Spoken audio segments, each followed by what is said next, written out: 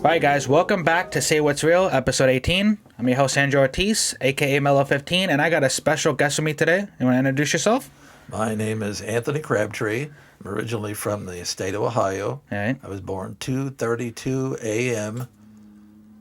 So in the morning, huh? Early in the morning. Yeah, morning baby. 2:32 a.m. On April 28th, 1951. Alright. And from the hospital bed where I was, though I didn't know it at the time, Yeah. I could have gone to the window and looked across the Ohio River to see another state, the state of Kentucky to the south. It's that close to where you were. It was about 2 miles from the river. Oh, nice. Well, so I brought you on today because obviously, we're friends, but you've had...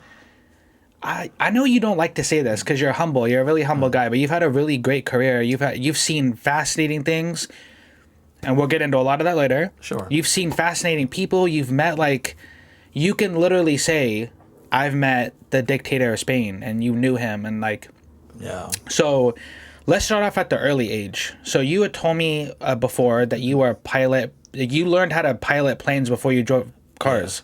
Yeah, if you want to get into that, that'd be... Sure. Yeah. Sure. I'll run in a short and very, very condensed timeline to kind of follow through. Once I was born and came home, most children normally don't remember anything up to maybe about the second year. I remember everything from the time I came home from the hospital all the way up until now. Oh, like the early memories? The very, very, very early memories. Well, and that's not too far off because I've heard that that's happened to people before. So a lot of people have had that happen. When I was very, very young, I had a very, very ordinary childhood. We lived 1 mile up a road in the middle of nowhere in the southern part of Ohio in what they call the Appalachian Mountains. I've heard of that. Oh, you live that? Okay. We had the high green hills all the way around, and we owned a piece of land across the road from where we lived, and we farmed it out, strawberries, and all the typical stuff, potatoes, radishes, whatever. Yeah. And it was a very, very ordinary, very, very quiet, very sheltered life. We even had 4 gigantic pigs that lived in a little corral. It's just not typical farm stuff, but just what farms would have, Exactly, yeah. Then I started school, and that was 6 years later. So you were 16 at the time? No, I'm talking about in elementary school. Oh, my bad. I went to my first school. First thing I noticed right away, it was a waste of time. It was a waste of time. You go there and you have all the people saying, they have you draw little lines and you make little circles and you read little things out of these little books they give you. Yeah. Well, right away, the teacher who was teaching the class, her name is Mrs. Spriggs. Yeah. She could tell that I was bored to pieces. So she said, why don't you just go ahead and read some things and let the other children kind of struggle through, the basics. So I started to read. I read all the adventure books, Tom Swift. I remember that very well. Yeah. And I remembered some of the other books I'd read. But I right away started discovering books about science, but more than anything about math. Yeah. And then it fascinated you. Oh, it was something that I'd always wanted, but didn't know what it was. So she started letting me read math books. I started getting more and more interested. Then I became interested in the planets, apogees, perigees, the whole thing about how far away the orbit is of the sun, how close it is. Yeah. Same with the moon and all the other planets. So this is sometime in the 60s then? Yeah, right? This is during first and second grade of school. Now, you had told me before we started filming the JFK story. Okay. So is this around the same time or? Well, this was a little later on, but at the same time, all the teachers treated me about the same way. They said, just don't bore him with making him sit there and do things he already knows. So they let me read books. Okay. So during my 4th year, I had a teacher. Her name was Kitty Clark. Never will forget. She drove an Austin Healey 2-door black coupe. She drove it to work every day. And I loved the car. I'd like to have had one. I'd still like to have one. Yeah. But anyway, she told her father about me, and it turned out he was a NASA scientist. Oh, really? And she You're a teacher. said, he was her father was very, very big in the NASA. Yeah. Back then they didn't call it NASA. They had another word for it. I can't remember what it is right now. Yeah. But he wanted to come by school and visit me one day, and he did. We sat down and we started talking about the moon. We started talking about the Earth, and he said, "Well, you know that the Earth is round." I said, "No, that's wrong." So he said, "What?" And I said, "That's wrong. It's not. The Earth bulges because of the movement of the Earth, Yeah. and the Earth moves away and flexes." Yeah. And I said, also, when airplanes fly over the Earth, they also cause flexes and irregularities in the Earth. So he said, "Wow." And he said, "Who taught you that?" I said, "I just figured that out because it couldn't be anything else." So he gave me some books. We talked a lot about one thing or another. And he said I should follow through and get into the sciences. And this was a guy who was like high up at NASA. Oh, he was a very, very important guy. Yeah. So he gave me some stuff. Do you remember his name by any chance, or you were pretty young at the time? His name was Viryl Clark. Okay. Veryl. Yeah. Remember even how to spell his name. And he, once in a while, would pass messages through his daughter to check up and see how I was doing. Nice. So like a mentor, like Iron Man and Spider, right? Yeah. Yeah. That's nice. So then I got into the 5th and 6th grades, and that was just more or less time passed. All the books that we had to read each year that they give you at the beginning of the year, Yeah. I'd take them home the first weekend and read them all, finish them up, and take them back on Monday and say, "Okay, I'm done." So like a sponge, a knowledge sponge. Yeah, right? and other than that, it was kind of boring, really. Well, is that what got you started into like the flying and all the other All stuff you were that, doing? Yeah. I knew right away when I was 6 or 7 that I wanted to fly. Yeah. My first toy was a big, gigantic metal airplane that my dad gave me, and Yeah. you turn it on, and it had friction motors and little flashing lights. And I said, "I'll fly something like this someday." And you ended up doing it. Oh yeah. Yeah. But I loved airplanes. So then he bought me these little balsa wood gliders. I don't know if you've ever seen one or not. I pop it now. They've We got can look at tons it. of these. We could post a picture of it too. In Someday editing. we'll get one. But I love those little things, and I'd go out in the yard and fly these things. I'd pull the wings back and forth, and check their weight and balance and how they would dip and like this and Yeah. such. And little by little, just took more and more and more interest in aviation. So you said you were in 6th, 7th grade, right? Right. And at this time, what? So you had ended up saying you would learned how to fly before you drove a car. Oh, I said I'm going to learn how to fly before I do anything. And you did. I did. So how did that start? How did Okay, in the 8th grade, they had an airfare. Yeah. Or, like a fair, the airplanes and such, and they had something that my mom and dad never found out about, and I wanted to keep very quiet.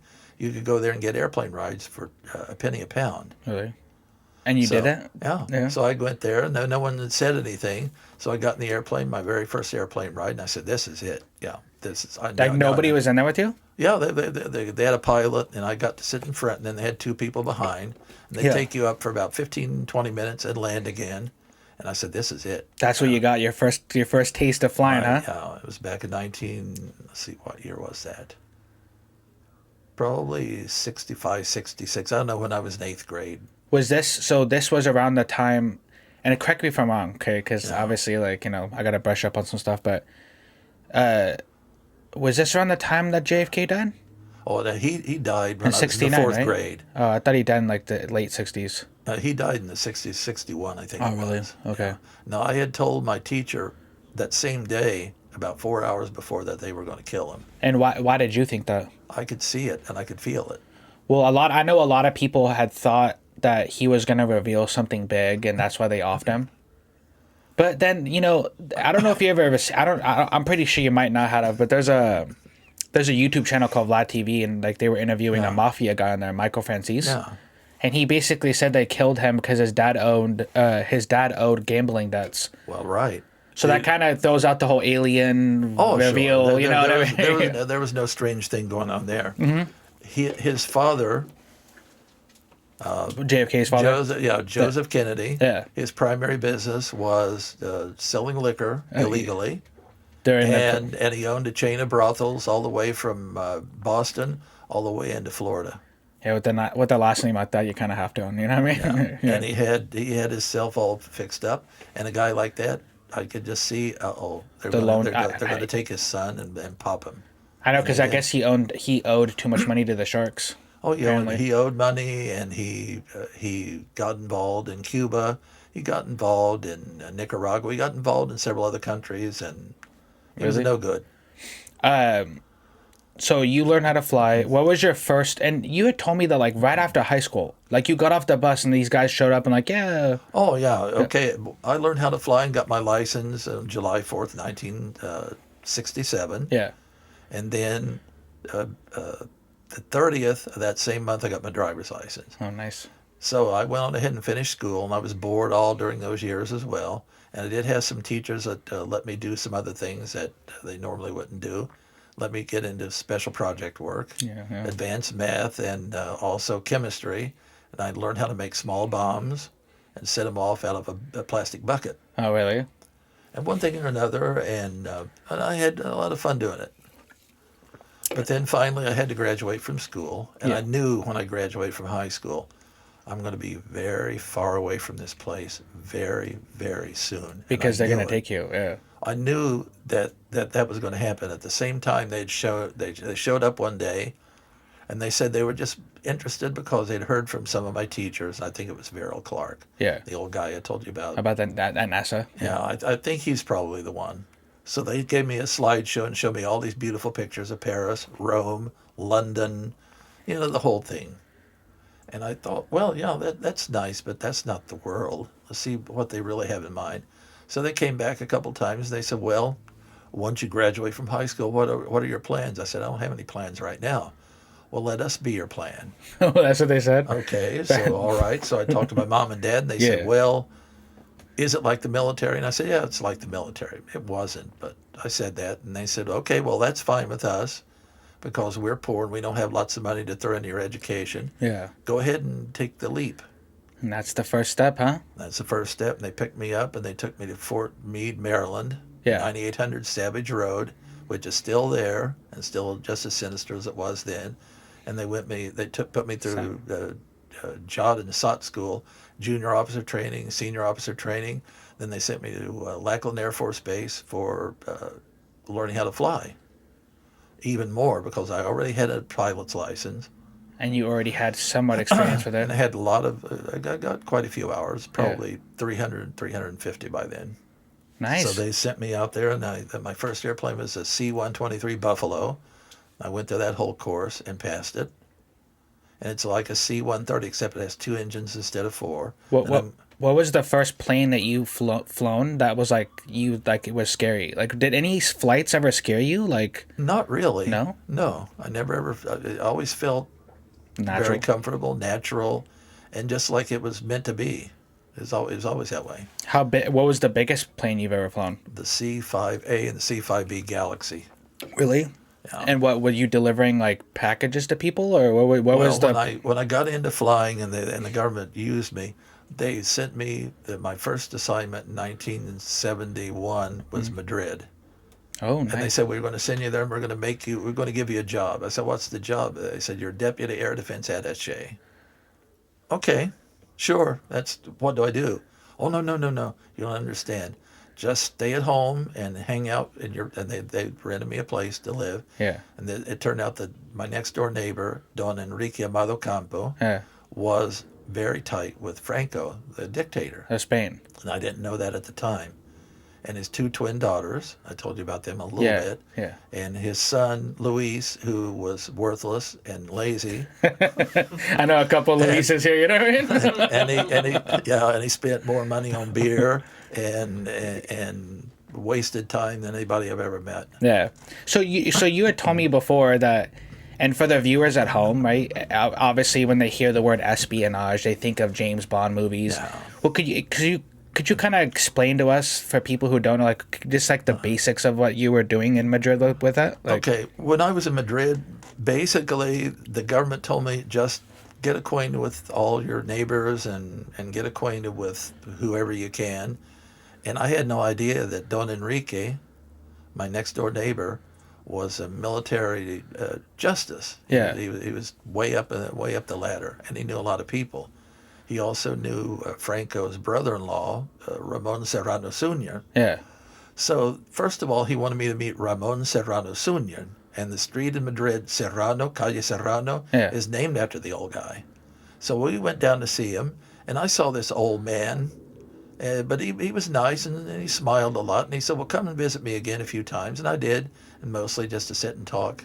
And did you? And for people who don't know, like you are fluent in like 3 languages. You know, I spoke Spanish, English, and Portuguese because since I spent a lot of time in northwestern Spain, half the people there speak, well, they call it Gallego, Yeah. or in Portuguese, Galego, and I learned that dialect, which it ended up actually being Portuguese. So I Nice. learned, so I had 3 languages, and then when I started getting closer to Ramon Serrano Sr., Yeah. Don Enrique woke me up one day and he says, let's go and see the old man. I said, what old man? He said, let's just go, let's go. And we drove out to a place called El Pardo, which was the palace where Franco lived. The dictator of Spain. Yeah. Nice. Okay, And and we'll post a picture for you guys because this is fascinating stuff. So Yeah, so we went in and visited, and I thought I was going to see some grand, gigantic military officer. Basically, he was kind of short, overweight, and he had a terrible voice. oh, what do you mean by that? Oh, Lord. You know, instead of singing, hello, how are you? Oh, really? Like that. And I said, oh, my God. Jeez. Like send me back home. But the old man liked me, and he wanted me to come back, so I visited him probably 4 or 5 other times. What was like what would stuff that you guys would talk about? Like if he's like the dictator of Spain, that must have been crazy to like. Well, mostly he talked about his brother, Nicholas. Oh. His brother Nicholas is a cardiologist. Oh, nice. And he told me someday, he says, I hope I never need the bastard if I ever get sick. Because he said, I surely wouldn't want to put my life in his hands. Yeah. Though actually later on, when he did have heart problems and he got very, very seriously ill, he did call his brother Nicholas, and he died probably 2 weeks after he went into the hospital last time. But anyway, at that same time, in 1972, they decided to send me to Lisbon, Portugal. And I said, why in the world did they send me there? You've got to go there. Okay, who do I see? Just go there and go to the embassy. So I went to the embassy, and they said, we're going to go see Marcelo Caetano, who was the prime minister, and Americo Tomás, who was president of the country. He was an old military guy and a former admiral. So we visited those 2 old guys, and I said, why in the world would you want to sit down and talk to me? I'm not involved in your government anyway. He said, well, we're involved in the war in Angola, the colonial war. Yeah. And also in Mozambique. Okay. And what do you need? Well, we need people to go there and see what we can do to turn everything around so that we can keep our colonies in Angola, in southern Africa. Well, don't you think that maybe it's time for them to become independent? Oh, God, no, they're too stupid. And things like that. And I'm shaking my head. Okay, well, whatever. So not too long afterwards, off I went, and I went to Angola. I was in Lobito, and then they sent me far in the south in a place that had no name and nothing to do, and it was just basically white sand and misery. Yeah. And I was there for probably 2.5 years, but I had leave. I could go back to the States and then turn around and go back. Yeah. And little by little, they lost the colonial war, and that was that. And do you think do you think our government kind of, I don't want to say used you, but did they basically, like, did they use you because you were so, like, you spoke all those languages and you were a part of, well, I think part of it was the fact that I could get along with those people really well and not make a big thing of it. Mm-hmm. A lot of people would feel like it was a major, major deal going on. I looked at it as foolishness. Uh-huh. And I think that was probably a benefit. So after I was there and spent all that time, I said, you people cannot win this war. That's fascinating stuff, man. Yeah. Now, one strange thing happened.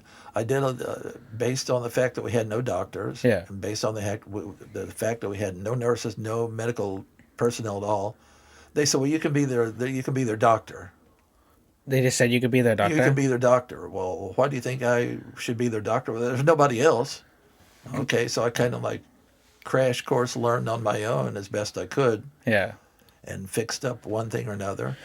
And I got to the point where I could stitch up cuts, treat gunshot wounds, burns, Yeah, that because kind of thing. you probably like you mentioned earlier like you're a really good reader, so you probably Yeah, and I had a couple books, and the next thing I know, one day they told us that there was a Cuban Army officer. He was a captain in the Home Guard, Yeah. sent from Cuba, and he was fighting against the Portuguese in the war, and he had been shot in the right leg, bleeding to death. If I had not had a hemostat and at least knowing what to do, he would have died. Oh, that's insane. But I clamped the hemostat on, and I saved his life. 3 or 4 months later, he came back to the field, and he came up and he says, "I have a box for you. It's a special gift." Uh-huh. Well, what would it be? No, just a little gift. Big, long wooden box, very nice. Yeah. And he said, "That's yours, and and I'm going to go now there to send me back to Havana." I said, "Well, have a nice day, and I hope to see you again." I opened up the box. Guess what it was? It was an AKM assault rifle. Ooh, he gifted you a good one, huh? Yeah, with 6 clips. Do you still have it? Yeah, I still have it. I have it in an armory in Ohio. Ooh. I take it out once in a while and pop off a few rounds. Scare a couple pigeons and Yeah, stuff. whatever. Yeah. But anyway, it's like I always had that connection with people, and that's, I guess, what everyone had always hoped for but never found. Most of the people in the intelligence services were there only for money and careers Yeah. and career advancements. And I didn't socialize with people very much. I prefer to get acquainted with their families and the poor people nearby, Yeah. and hope to give them a little push in the right direction. Well, speaking of like people like that, you had mentioned to me before that you've met Kim Jong-il, right?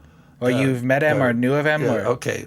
I saw the first one, yeah. Kim Il Sung, and he is the one who came up with this philosophy of the people of North Korea called Mansudae, which means self-reliance. Yeah.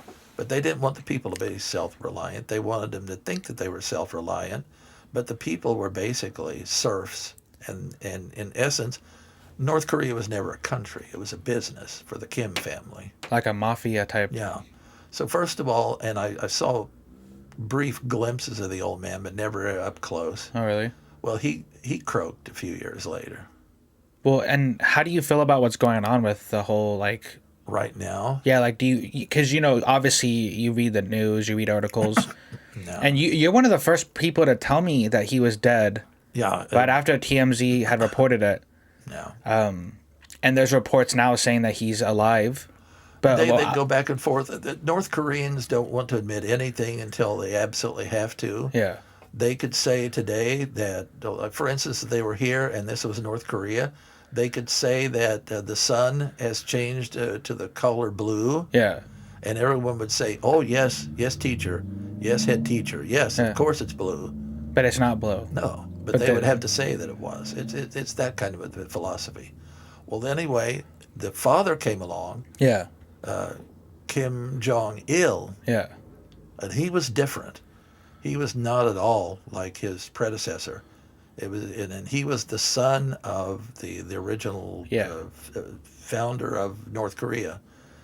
He turned out to be more of a diplomat, but he was a very hateful, very, very dangerous man. I've heard that very before. cruel, and he sent lots and lots of people to their death because they just didn't conform with this idea of Mansudae Yeah. and believing in the North Korean military and the North Korean everything. So it just kind of fell apart on him.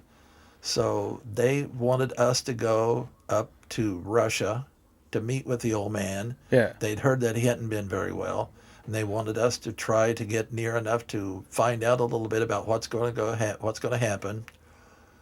Were you scared at the time? Was that like no. I never felt threatened in North Korea.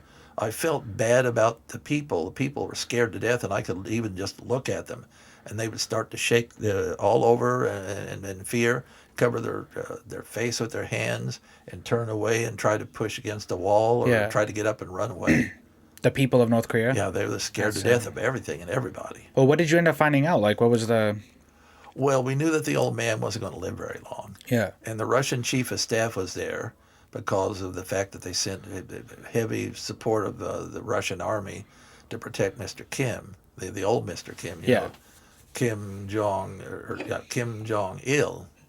Which is the dictator, the dictator's... The dictator's son. Yeah, the dictator now, that's his dad, right? Right. Kim Jong-il, yeah. Yeah. So, Mr. Kim, I knew he was going to die. He was dying of liver failure. Yeah. So we saw him bright yellow, and I looked at the guy, and he says, "I get it. I bet you he's going to die in 4 days." I said, "No, I'm going to say 5." 4 days later, he died, so I had to give the guy a little gift. You guys made a little gentleman's bet. So he died, and then all of a sudden, here came Kim Jong-un, the son of that one. Yeah. And he had others, and the oldest brother should have been the one that took over, but the older brother wasn't clicking with the old man. Yeah. And he says, "No, I want this one to be." So Kim Jong-un became the new leader of North Korea. Oh, fascinating. And he stepped out of the woodwork, and everyone thought, well, Mr. Kim is just, Mr. Kim is just the most wonderful thing that ever happened. But, the people really knew what it was. But what can they do? That's insane. They're totally helpless and trapped. And see, the way you're talking about this, like, I'm just like, I'm eating it up because it's good. It's good. Yeah. That's crazy. Well, yeah, I mean, and so, like, when did all that end for you? Like, is there a point where, like, they made you do other stuff, or did you keep doing that until... I was there for quite a while. Yeah. But then they said, okay, now we're going to change your command. They're going to send you to Southern Command. Okay. That meant everything that happened from Miami to the south all the way to the tip of South America. Oh. And that was all new. And they said, you speak Spanish, you speak Portuguese, you speak all the languages of all the countries north and south of here. So here you go. So, and that's a lot. Because, well, yeah, I mean, for someone who's, like, trilingual, like, that's, you know. So they sent me all suddenly into that realm of the world. Now, in the meantime, and I will backtrack a little bit, back in 1974, I had some leave of absence from some of my duties from overseas in Africa at that time.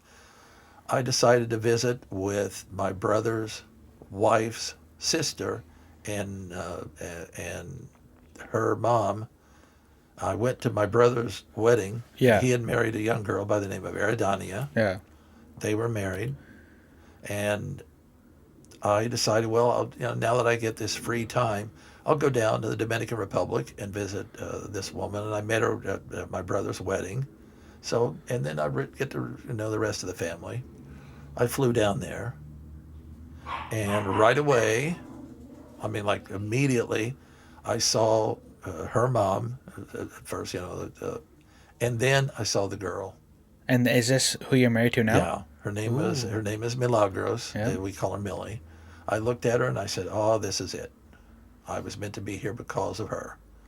And so the way you talk about your wife is, you know, you could tell it's So this was on a Friday, so I met her. We talked a little bit. Then I got in early. Then Saturday, we went out and did a bunch of things and visited relatives, and she showed me the city a little bit, whatever, Santo Domingo. Yeah. That next day, Sunday, I took her aside and I said, "Will you marry me?" She said, "Yes." I said, "Okay, I'll make the arrangements." Oh, you were ready, huh? Yeah, so I got sent back to the African empires, or whatever you'd say. Yeah. I was in Libya for a while, and then I got some flying in. There was a company, I'm trying to remember the name of it. They had Socata, and Socata had built some very nice airplanes, and I went out and test flew probably 8 or 9 of them. And it was a lot of fun. I had those pictures, by the way. Yeah, I know. And so, guys, he did bring pictures, and we're actually going to put them up. We can do it now or at the end of the video. It doesn't, but it's going to be crazy pictures, like, stuff that you've took and pictures of you. Yeah. So have you your wife, like, have you told her Yeah. like everything you've done, or is there certain things you've had to like? There's very little about what I call the day-to-day Yeah. root in the mud kind of thing. I never talk about it much. Yeah, I mean that's because, and plus And then, some of the serious stuff, I'm pretty sure the government wouldn't yeah, want you to. And anyways, yeah, she knows that I knew Franco, and she knows that I met a couple of three other people. She knows about those two guys in Portugal, yeah. Americo Tomaj and the admiral. I mean, I there's can't someone think of his name now. outside. She probably thought you were like Well, the big. she Yeah. she always looked at it as well. She looked at more of like, okay, you're a professional airplane pilot, and that was very good for her. And it was an easier life. We didn't have to struggle as much as some.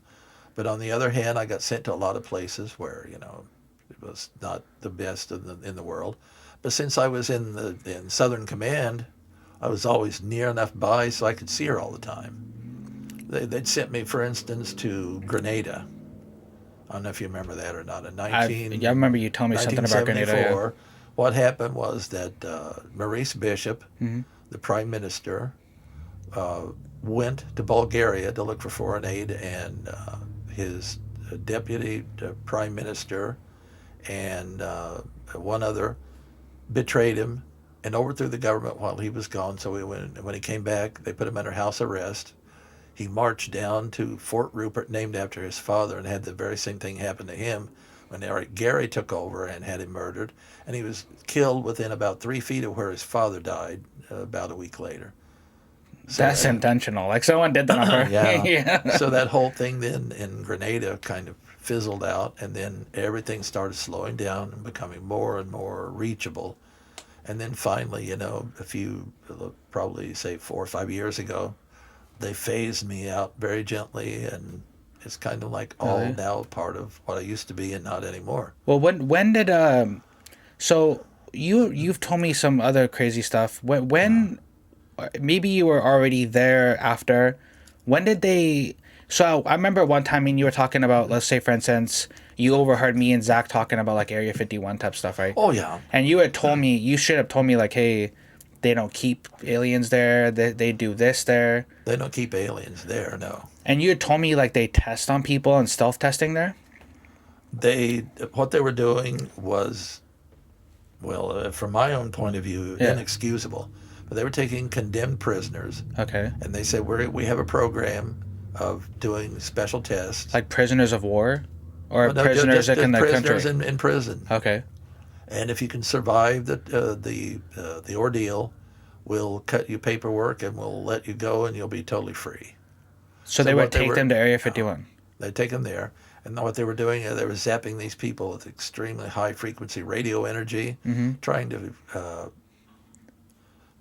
to repeat the Philadelphia experiment. If you want to know what that was something that happened many years ago. Yeah. They were trying to use stealth technology, and they used radio frequency energy by having the ship bombarded with it, and the ship actually did disappear. Really?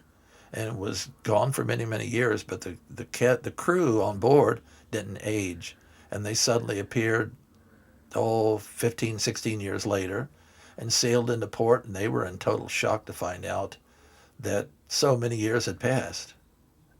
Wow. So the government, Yeah. government locked that up as a major secret, and they'll deny it. And Of course they're gonna deny it. no, So they were So did anybody survive the Area 51 They- experiments, or no. I kind of figured No. that it was gonna be a no on that one. Now there are aliens at Wright-Patterson Air Force Base at the edge of Dayton, Ohio, So I remember you had told me that, right? and I saw them, but you couldn't see it very well.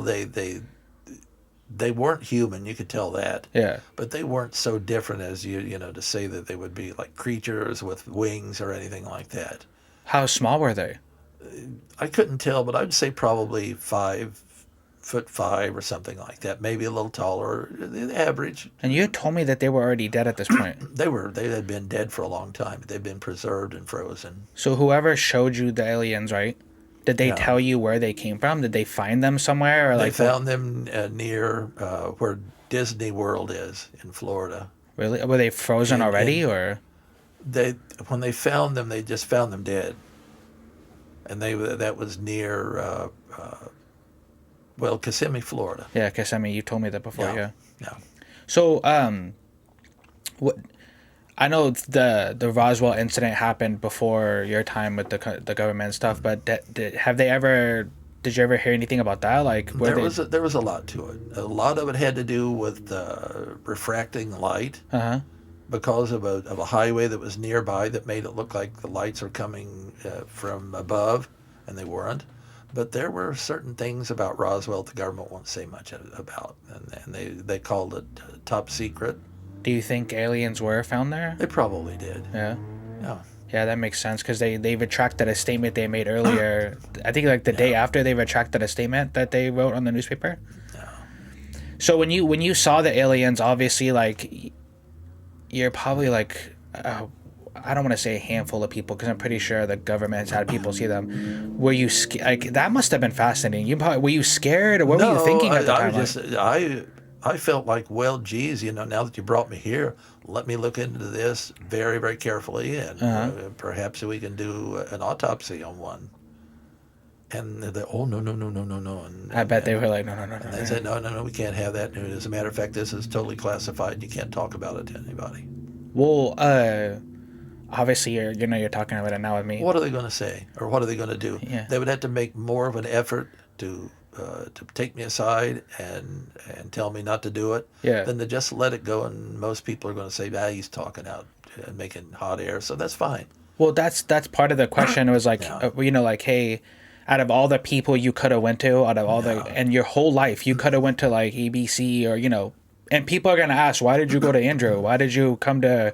Well, it's a matter of trust. I worked for a while with the Telemundo network. Yeah.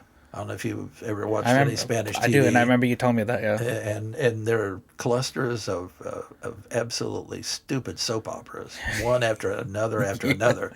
Yeah. And I was with them for quite a while, and I helped take some of their affiliate stations into the digital age. Yeah. And while I was with Telemundo,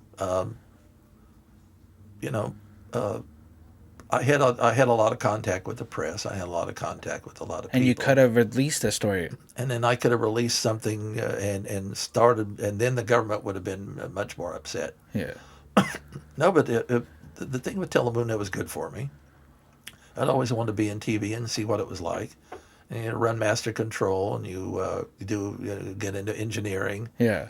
Setting up the waveform monitors and that whole thing. There was a good technical side of it that I really appreciated. Well, you kind of remind me of your story kind of reminds me of Bob Lazar's because like anybody that's watching this could be like, you're lying, you're not telling the truth, and there's not really any way to prove. Yeah. Because like obviously like the government's not gonna let you take pictures of while you're there. No. So it's like and I get it, but the reason it's fascinating too is because it's like that would have freaked me out. I'm not gonna lie, that would have freaked me out. So like that right there is proof that there is other. Oh, absolutely. And do you think? And so, in your opinion, right, like when other aliens or other species visit us, what do you think they visit us for then? Because are they letting us know they're coming, or they just come and they crash and then like? Well, you have to figure that a lot of these aliens probably came from a very, very, very far away place. Yeah. Probably. And you're talking about, let's say that they could, they can supposedly not exceed the speed of light. Yeah. So it's 186,000 miles per second. So you take a 25 to 30, I guess what you say, years. Yeah, like light travel, years. Light years. And they come just to crash. That's that. Well, it's they always wonder, well, where did they come from? They had to be closer to be able to then come to planet Earth and see it. And then something happened about 4 to 5 years ago, maybe 6, and I'm not quite sure. The Russians also traveled to the moon after we did. Yeah. And they discovered something there. And I've heard rumors of that. Yeah. And what they found, okay. Have you ever heard of Machu Picchu in Peru? Yeah, I've heard of the name Machu Picchu. Okay, yeah. They found ruins on the moon almost exactly the same. Really? No. that kind of were similar to the ruins of Machu Picchu? People thought that when they saw the pictures that they were looking at black and white pictures of Machu Picchu. Oh wow! I said, no, those are Russian photographs Of of the what they moon. found on the moon. Was there creatures on the moon, or that was a past civilization that lived there? They just saw the buildings, and they never saw any signs of life. That would have freaked me out if I was on the moon, right? And we see that. Dude, that would have freaked me out, dude. I would have been freaked out. A lot of people would have been really shocked by such a thing. Yeah, because a lot of people don't like, a lot of religious people don't believe in aliens because they don't want to believe that like God may have created other planets and other things. What fascinates me the most is that you're absolutely right, Anthony. Like if they would have came from another like galaxy, not a galaxy, like the Milky Way galaxy, for instance, if they came from like another galaxy, Yeah. they did travel a long way to get here. Yeah. So, in your experience with flying planes and stuff, do you think they used like wormholes to get here, or like how do you think that Okay. like that kind of science would explain their travel? Wormholes would be the best way. Yeah, They're called Einstein-Rosen bridges Yeah. because of Albert Einstein's student, and his last name is Rosen. I can't think of his first name. yeah, And he was very close to the old guy, and through that, they determined that you can't exceed the speed of sound and all this other stuff. yeah, But they came up with a formula for light years and all this. But you had to think about the fact that if someone's coming from way out there to here, yeah, they have to find another way, and they can't fly just through space. So, however, through a wormhole, you can travel a very, very great distance, not exceed the speed of light, yet arrive so far away that in essence, you thwarted that rule of not being able to exceed the speed of light, and you can leap far ahead into the future in a very, very short period of time. And Yeah. that's what they think that is. that would explain how aliens would be able to try. Like from here to Yeah. here, you're right. Instead of just traveling straight there, they could take a loop. Like it's like a Yeah, it's just like a shortcut through space. And you don't have to exceed the speed of sound, or I'm sorry, the speed of light. Yeah. And when you get there, you still accomplish that, but you actually yourself didn't exceed the speed of light. But what you did, you found a curve and a shortcut through space, and here you are. Does deep space I keep saying the word scare you. Obviously, you know what I mean, right? But Yeah.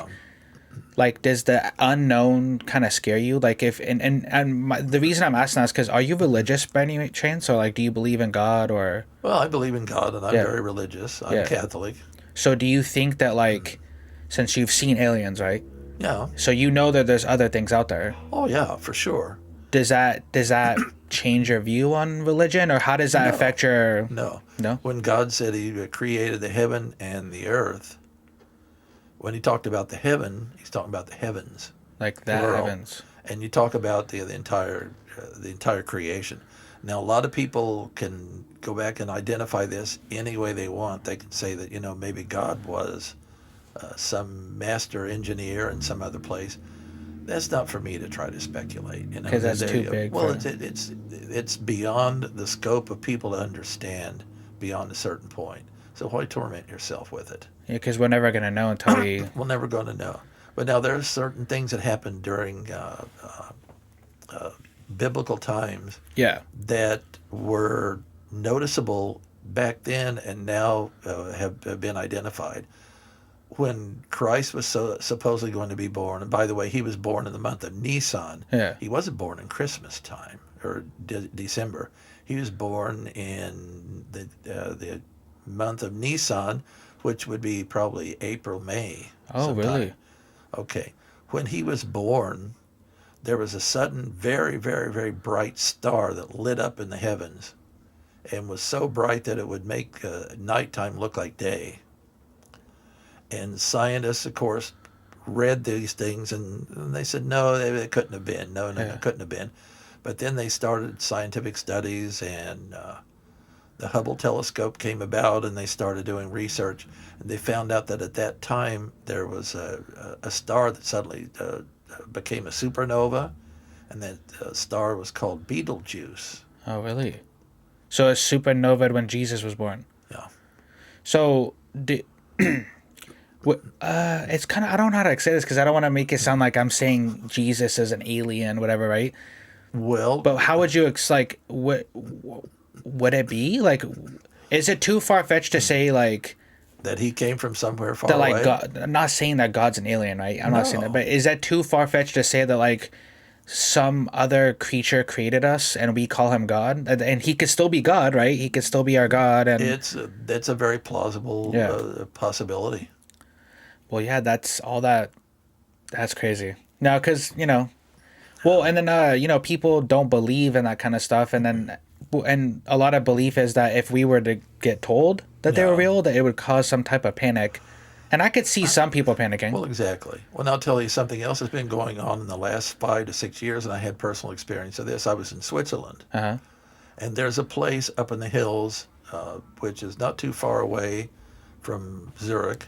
You can go there by train in about 2 hours or so, and then go up into the hills.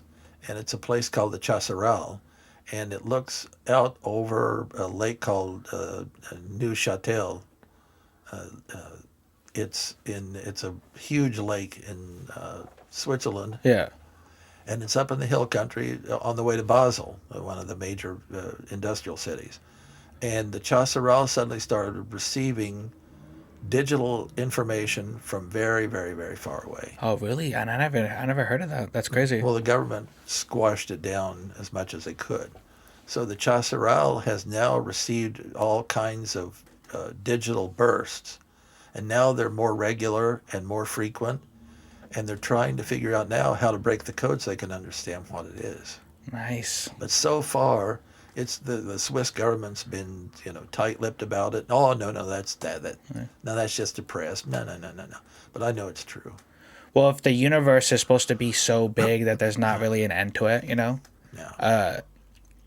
Oh yeah, okay. Okay, you said you're Catholic, so obviously you believe when you die you go to heaven and stuff like that. Is it kind of far fetched to think that like you could still believe in God and you've heard of reincarnation, right? Oh sure. So like, do you think what is your opinion on that? Like, do you think that like that's a reasonable way to you could still believe in God and still Well, God, and by the way that it was written, made provisions for just that.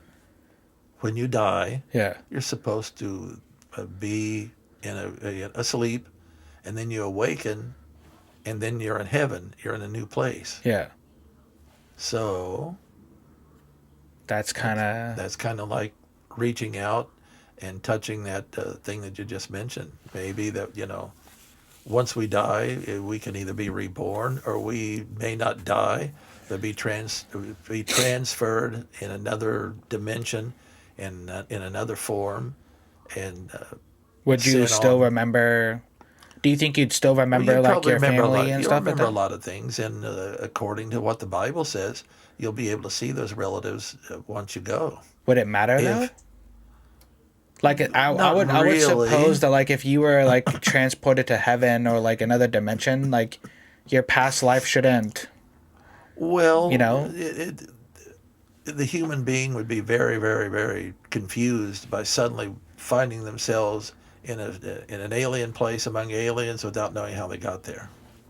But if you go to a place like that and the people who were here are now there, then you would feel, well, you'd be very, very grateful, and you'd be very, very, very glad of it. And you'd be comfortable. Yeah. Like you wouldn't want to wake up and like, oh, my brother's not there. What am I doing That's here? right. Why Like, are you here? You don't know anybody at all. But then you go there and you see your brother here, and you go and see your other relatives. You see all the people you were involved with here, and well, it makes a lot of sense. when you mentioned earlier about the aliens had crashed and they found them and kept them frozen, Yeah. what do you think about the theory that a bunch of aliens, like I don't want to say a bunch, but like aliens had come to Earth to like test on humans? Because like think about it, right? Like us, we see like a butterfly, we want to study a butterfly, right? Right. We see like chimps. Well. When the chimps do the puzzle, right? Right. Aliens probably see Earth and like, oh look, the humans think that by using a rocket, they can travel, and they probably think that's funny. Like they probably think that's like a chimp using a tool, Yeah, right? exactly. So, what do you think of the theory that they came to Earth in like around the 40s, 50s, 60s, and were like testing on Well, us like that? there are proofs that that someone came from somewhere else, far, far away, in Peru, for instance. They Yeah. have the lines of Nazca. You can fly over them in a helicopter or airplane. I've done that before. Yeah. You can look down, you can see these lines, and they look like runways, lineups of runways. And there's pictures of that. Like, don't And they look like animals, right? and in the caves nearby, you can go in and see the pictures of the people, and you can see the drawings on the rock wall. And these guys have big square boxes and air hoses hooked to helmets like this. I think I've seen those before. Yeah, we could post Yeah. pictures of that too right now. And those are real. So that's proof that, like, well, because obviously, right, like, I've heard people say, like, now that we have good phones and cameras, now, like, we don't see stuff like that anymore. Well, obviously, an alien's like, yeah, they got cameras now, let's not go down there. Well, We're not going down there, they have cameras. or they could just become stealth and disappear. Oh, that too? Like, hey, don't unstealth anymore, like, they got cameras. Or maybe they've taken a lull, or who knows. Well, I showed you this video before, but we're gonna watch it again because for obviously for the viewers, the Pentagon actually officially released a video of a UFO, confirming that it's an unidentified object. Obviously, we don't know if an alien is piloting it, but I wanted your opinion on it before we go for the day. So Okay, let's take a look. Yeah, remember that movie Close Encounters of the Third Kind? Do do do do do. Pentagon officially released 3 videos of what they're calling unidentified aerial phenomena. Take a look. There's a whole fleet of them. Look on the ASA. My gosh. They're all going against the wind. The wind's 120 knots from the west. Look at that thing, dude. So this footage was leaked years ago, and we showed it to you back in 2017. U.S. Navy infrared cameras photographed what appear to be rapidly moving UFOs. Pentagon officials say the videos were released to clear up any misconceptions over whether the footage was real, Anthony. oh, and your name is Anthony. That's funny. So from your experience of flying and stuff, have you seen anything like that, or like have you? What do you think about that video? I would easily believe it. I remember one time when I was in Tucson, Yeah. and we were flying out of Davis-Monthan Air Force Base. Suddenly we saw streaks of cloud, and there'd been no heavy weather. There'd been no accumulation of moisture or anything. Yeah. And it looked almost like a missile trail. And we reported it, and they said, no, it's just weather reflections. Mm-hmm. The government didn't seem to be too interested in talking about it. They just wanted But to it was brush you off. there's one thing I saw that I never could understand. And we flew it along all the way over to, I'd say, probably all the way over to El Paso, Texas. Yeah. And then probably on over into central, middle Texas, and saw all that all the way along. And then it just disappeared. Wow. So no one knows. Well, yeah. Before we go today, man, I want to thank you for showing up and Sure. doing this episode with me. I loved it. I'm very thankful, and it was fascinating to hear you talk. It was just great. You've had a long, good life, man. Like you've seen a lot of cool people, seen a lot of cool things. Yeah. Obviously, a lot of people are gonna try to say you're not like deny your credibility on the alien stuff, but I mean, I believe you. So, and Well, I'm not here to convince, but to share information. Yeah. And if people don't want to believe it, that's fine. because it is almost like the Barber Lazar thing.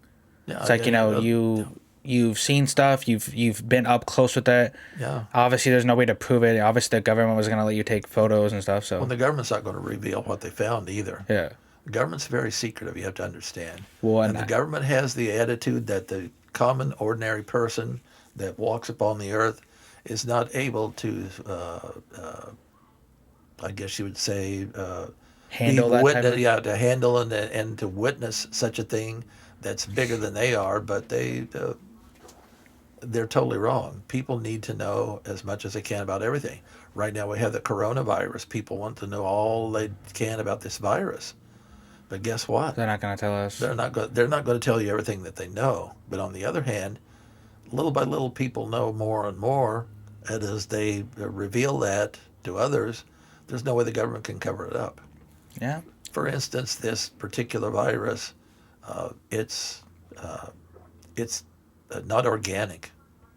It was created in a laboratory. That's obvious. Oh, the coronavirus. Yeah, you told me about that.